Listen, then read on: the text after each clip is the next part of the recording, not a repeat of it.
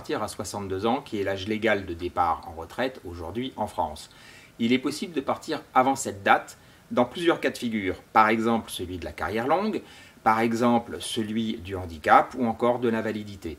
Tous ces départs avant l'âge légal de 62 ans nécessitent des études spécifiques.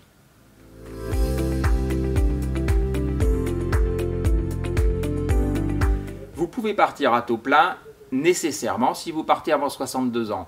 Dans tous les cas de figure, avant 62 ans, si vous pouvez partir en retraite, si vous obtenez votre retraite, vous aurez le taux plein. C'est le cas de la carrière longue, c'est le cas de la retraite pour handicap, etc.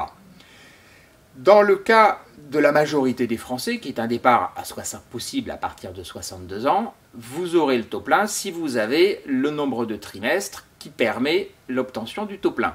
Si vous n'avez pas assez de trimestres, le taux plein est obtenu automatiquement à 67 ans. 67 ans, c'est en termes juridiques l'âge légal du taux plein.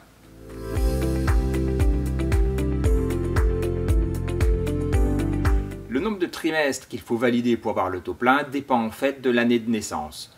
Par exemple, pour les personnes nées entre 1958 et 1960, il faut 167 trimestres. Ce nombre de trimestres augmente avec les années de naissance. Aujourd'hui, en 1973, il faut 172 trimestres. Ça fait quand même 43 années de cotisation.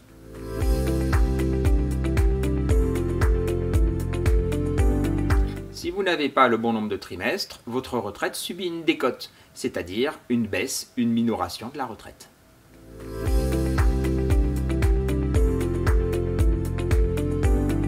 Vous validez un trimestre si vous avez travaillé 150 SMIC horaires. Ce sont bien les salaires perçus qui permettent de valider des trimestres en France. Il y a d'autres manières de valider des trimestres, par exemple la maladie, par exemple le chômage ou encore le service national. Dans ces cas-là, on valide des trimestres en fonction du nombre de jours pendant lesquels on a perçu le chômage ou effectué son service national, etc. Il est également possible de valider des trimestres par des rachats. Il y en a de plusieurs sortes qui sont à étudier dans chaque cas d'espèce.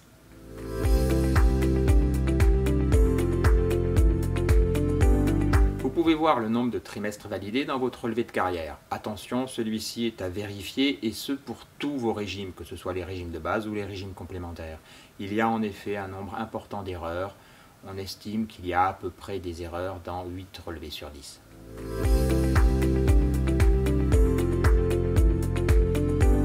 C'est là où tout se complique, parce que chaque régime a ses propres spécificités. Vous avez des régimes qui vont fonctionner aux 25 meilleures années avec la notion de salaire annuel moyen sur ces 25 meilleures années et qui vont prendre en compte le nombre de trimestres dans ces régimes. Vous avez d'autres régimes qui vont fonctionner par points. La retraite va se calculer en fonction du nombre de points obtenus, avec des dates de liquidation, des dates d'obtention du taux plein qui peuvent être également spécifiques. Ce n'est pas obligatoirement la même date que celle du régime général.